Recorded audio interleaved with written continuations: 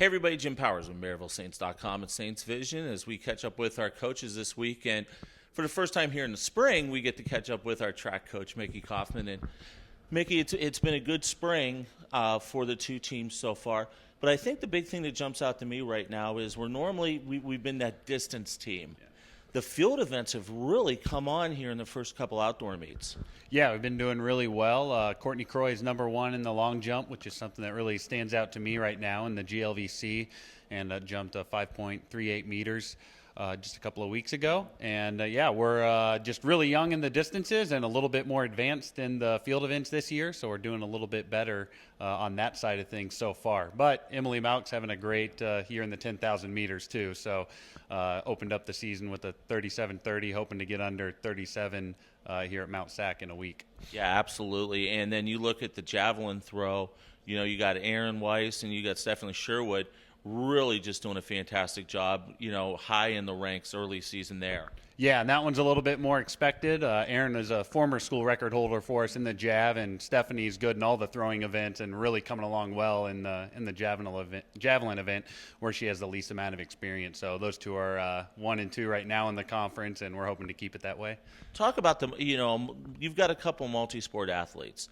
You've got Stephanie, basketball over to track and field. Then you got Danelle wrestling over to track and field. How important is the multi-sports to what those two are doing, translating to the outdoor season?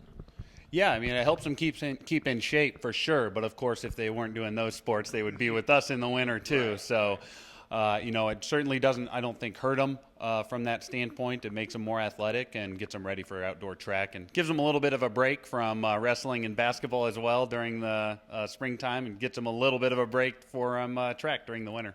And this weekend coming up, the big meet down at St. Louis University, the Billiken Invitation, a pretty stacked field of teams coming in down in Midtown St. Louis. Yeah, a little bit smaller than the meet usually is this year. Typically it's between 15 and 20 teams that are going to be out there.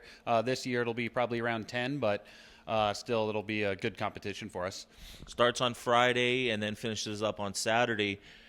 It's been a good couple weeks of meets. You go down to Carbondale, you go to Lindenwood. You guys have seen some pretty good competition here in the early season for outdoor.